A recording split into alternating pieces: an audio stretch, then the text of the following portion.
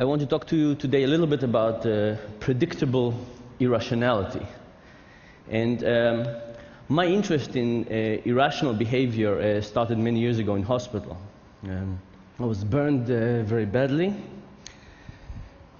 And if you spend a lot of time in hospital, you'll see a lot of types of irrationalities. And the one that particularly bothered me in the burn department was the process by which the nurses took the bandage off me. Now, you must have all taken a Band-Aid off at some point, and you must have wondered what's the right approach. Do you rip it off quickly, short duration but high intensity, or do you take your Band-Aid off slowly? You take a long time, but each second is not as painful.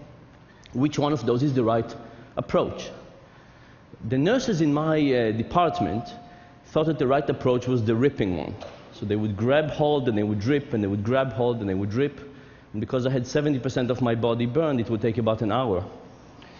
And as you can imagine, I hated that moment of ripping with incredible intensity. And I would try to reason with them and say, why don't we try something else? Why don't we take it a little longer, maybe 2 hours instead of an hour, and have less of this intensity? And the nurses told me two things. They told me that they had the right model of the patient, that they knew what was the right thing to do to minimize my pain. And they also told me that the word patient doesn't mean to make suggestions or interfere or... This is not just in Hebrew, by the way, it's in every language I've had experience with so far. And, you know, there wasn't much I could do, and they kept on doing what they were doing. And about 3 years later, when I left the hospital, I started studying at the university. And one of the most interesting lessons I learned was that there is an experimental method, that if you have a question, you can create a replica of this question in some abstract way, and you can try to examine this question and maybe learn something about the world. So that's what I did. I was still interested in this question of how do you take bandages of burn patients. So originally I didn't have much money, so I went to a hardware store and I bought a carpenter's vise, and I would bring people to the lab and I would put their finger in it and I would crunch it a little bit. And I would crunch it for long periods and short periods, and pain it went up and pain it went down, and with breaks and without breaks, all kinds of versions of pain. And when I finished hurting people a little bit, I would ask them, so how painful was this? Or how painful was this? Or if you had to choose between the last two, which one would you choose? I kept on doing this for a while. And then, like all good academic projects, I got more funding. I moved to sounds, electrical shocks. I even had a pain suit that I could get people to feel much more pain. But at the end of this process, what I learned was that the nurses were wrong. Here were wonderful people with good intentions and plenty of experience, and nevertheless they were getting things wrong predictably all the time. It turns out that because we don't encode duration in the way that we encode intensity, I would have had less pain if the duration would have been longer and the intensity was lower. It turns out it would have been better to start with my face, which was much more painful, and move toward my legs, giving me a trend of improvement over time that would have been also less painful. And it also turns out it would have been good to give me breaks in the middle to kind of recuperate from the pain. All of these would have been great things to do, and my nurses had no idea. And from that point on, I started thinking, are the nurses the only people in the world who get things wrong in this particular decision, or is it a more general case? And it turns out it's a more general case. There's a lot of mistakes we do. And I want to give you one example of one of these irrationalities, and I want to talk to you about cheating. And the reason I picked cheating is because it's interesting, but also it tells us something, I think, about the stock market situation we're in. So my interest in cheating started when Enron came on the scene, exploded all of a sudden, and I started thinking about what is happening here. Is it the case that there is kind of a few apples who are capable of doing these things, or are we talking a more endemic situation that many people are actually capable of behaving this way? So, like we usually do, I decided to do a simple experiment, and here's how it went. If you were in the experiment, I would pass you a sheet of paper with 20 simple math problems that everybody could solve, but I wouldn't give you enough time. When the 5 minutes were over, I would say, pass me the sheets of paper and I'll pay you $1 per question. People did this. I would pay people $4 for their task. On average, people would solve 4 problems. Other people I would tempt to cheat. I would pass the sheet of paper. When the 5 minutes are over, I would say, please shred the piece of paper, put the little pieces in your pocket or in your backpack, and tell me how many questions you got correctly. People now solve 7 questions on average. Now, it wasn't as if there was a few bad apples, a few people who cheated a lot. Instead, what we saw is a lot of people who cheat a little bit. Now, in the economic theory, cheating is a very simple cost-benefit analysis. You say, what's the probability of being caught? How much do I stand to gain from cheating? And how much punishment would I get if I get caught? And you weigh these options out, you do the simple cost-benefit analysis, and you decide whether it's worthwhile to commit the crime or not. So we tried to test this. For some people, we varied how much money they could get away with, how much money they could steal. We paid them 10 cents per correct question, 50 cents, $1, $5, $10 per correct question. You would expect that as the amount of money on the table increases, people would cheat more, but in fact it wasn't the case. We got a lot of people cheating, but still by a little bit. What about the probability of being caught? Some people shredded half the sheet of paper, so there was some evidence left. Some people shredded the whole sheet of paper. Some people shredded everything, went out of the room and paid themselves from a ball of money that had over $100. You would expect that as the probability of being caught goes down, people would cheat more, but again, this was not the case. Again, a lot of people cheated just by a little bit, and they were unsensitive to these economic incentives. So we said, if people are not sensitive to the economic rational theory explanations, to these forces, what could be going on? And we thought maybe what is happening is that there are 2 forces. At one hand, we all want to look at ourselves in the mirror and feel good about ourselves. So we don't want to cheat. On the other hand, we could cheat a little bit and still feel good about ourselves. So maybe what is happening is that there's a level of cheating we can't go over, but we can still benefit from cheating at a low degree as long as it doesn't change our impressions about ourselves. We call this like a personal fudge factor. Now, how would you test a personal fudge factor? Initially, we said, what can we do to shrink the fudge factor? So we got people to the lab, and we said, we have 2 tasks for you today. First, we asked half the people to recall either 10 books they read in high school or to recall the 10 commandments. And then we tempted them with cheating. Turns out the people who tried to recall the 10 commandments, and in our sample nobody could recall the 10 commandments, but those people who tried to recall the 10 commandments, given the opportunity to cheat, did not cheat at all.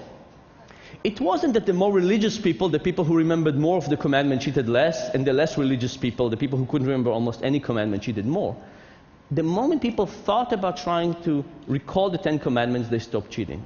In fact, even when we give self-declared atheists the task of swearing on the Bible and we give them a chance to cheat, they don't cheat at all. Now, 10 commandments is something that is hard to bring into the education system, so we said, why don't we get people to sign the honor code? So we got people to sign. I understand that this short survey falls under the MIT honor code. Then they shredded it, no cheating whatsoever. And this is particularly interesting because MIT doesn't have an honor code.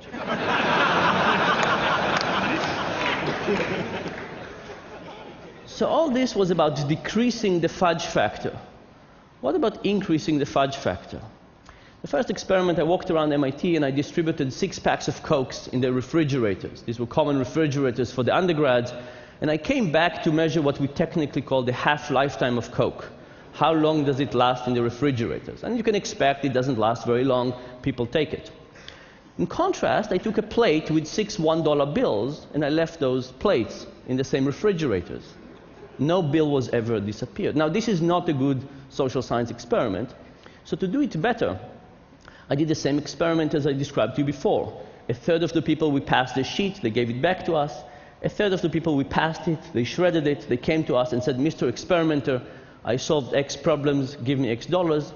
1/3 of the people, when they finished shredding the piece of paper, they came to us and said, Mr. Experimenter, I solved X problems, give me X tokens. We did not pay them with dollars, we paid them with something else. And then they took this something else, they walked 12 feet to the side and exchanged it for dollars. Think about the following intuition. How bad would you feel about taking a pencil from work home compared to how bad would you feel about taking 10 cents from a petty cash box? These things feel very differently. Would being a step removed from cash for a few seconds by being paid by a token make a difference? Our subjects double their cheating. I'll tell you what I think about this in the stock market in a minute. But this did not solve the big problem I had with Enron yet, because in Enron there's also a social element. People see each other behaving. In fact, every day when we open the news, we see examples of people cheating. What does this causes us? So we did another experiment. We got a big group of students to be in the experiment, and we prepaid them. So everybody got an envelope with all the money for the experiment, and we told them that at the end, we asked them to pay us back the money they didn't make. Okay? The same thing happens when we give people the opportunity to cheat. They cheat just by a little bit, all the same. But in this experiment, we also hired an acting student. This acting student stood up after 30 seconds and said, "I solved everything. What do I do now?" And the experimenter said, "If you finished everything, go home. That's it. The task is finished." So now we had a student, an acting student, that was a part of the group. Nobody knew it was an actor. And they clearly cheated in a very, very serious way. What would happen to the other people in the group? Will they cheat more or will they cheat less? Here is what happens. It turns out it depends on what kind of sweatshirt they're wearing. Here's the thing. We ran this at Carnegie Mellon in Pittsburgh. And at Pittsburgh, there are two big universities, Carnegie Mellon and University of Pittsburgh. All of the subjects sitting in the experiment were Carnegie Mellon students. When the actor was getting up, was a Carnegie Mellon student. He was actually a Carnegie Mellon student, but he was a part of their group. Cheating went up. But when he actually had the University of Pittsburgh sweatshirt, cheating went down.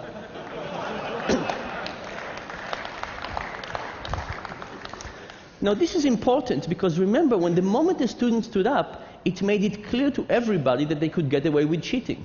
Because the experimenter said, "You finished everything, go home," and they worked with the money. So it wasn't so much about the probability of being caught again, it was about the norms for cheating. If somebody from our in-group cheats, and we see them cheating, we feel it's more appropriate as a group to behave this way.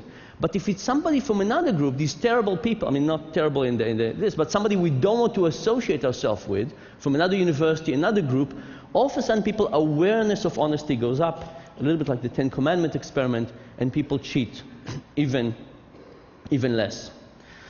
So what have we learned from this about cheating? We've learned that a lot of people can cheat. They cheat just by a little bit. When we remind people about their morality, they cheat less. When we get bigger distance from cheating, from the object of money, for example, people cheat more. And when we see things of cheating around us, particularly if it's a part of our in-group, cheating goes up. Now, if we think about this in terms of the stock market, think about what happens. What happens in a situation when you create something where you pay people a lot of money to see reality in a slightly distorted way? Would they not be able to see it this way? Of course they would. What happens when you do other things, like you remove things from money? You call them stock or stock option, derivatives, mortgage-backed securities. Could it be that with those more distant things, it's not a token for 1 second, it's something that is many steps removed from money for much longer time? Could it be that people would cheat even more? And what happened to the social environment when people see other people behave around them? I think all of those forces worked in a very bad way in the stock market. More generally, I want to tell you something about behavioral economics. We have many intuitions in our life, and the point is that many of these intuitions are wrong. The question is, are we going to test those intuitions? We can think about how we're going to test this intuition in our private life, in our business life, and most particularly when it goes to policy, when we think about things like No Child Left Behind, when you create new stock markets, when you create other policies, taxation, healthcare, and so on. And the difficulty of testing our intuition was the big lesson I learned when I went back to the nurses to talk to them. So I went back to talk to them and tell them what I found out about removing bandages. And I learned two interesting things. One was that my favorite nurse, Etty, told me that I did not take her pain into consideration. She said, of course, it was very painful for you, but think about me as a nurse. Removing the bandages of somebody I liked and had to do it repeatedly over a long period of time, creating so much torture, was not something that was good for me too. And she said maybe part of the reason was that it was difficult for her. But it was actually more interesting than that, because she said, I did not think that your intuition was right. I thought my intuition was correct. So if you think about all of your intuitions, think about it's very hard to believe that your intuition is wrong. And she said, given the fact that I thought my intuition was right, she thought her intuition was right, it was very difficult for her to accept doing a difficult experiment to try and check whether she was wrong. But the fact, this is the situation we're all in all the time. We have very strong intuitions about all kinds of things. Our own ability, how the economy works, how we should pay school teachers. But unless we start testing those intuitions, we're not going to do better. And just think about how better my life would have been if these nurses would have been willing to check their intuition, and how everything would have been better if we would just start doing more systematic experimentation of our intuitions. Thank you very much.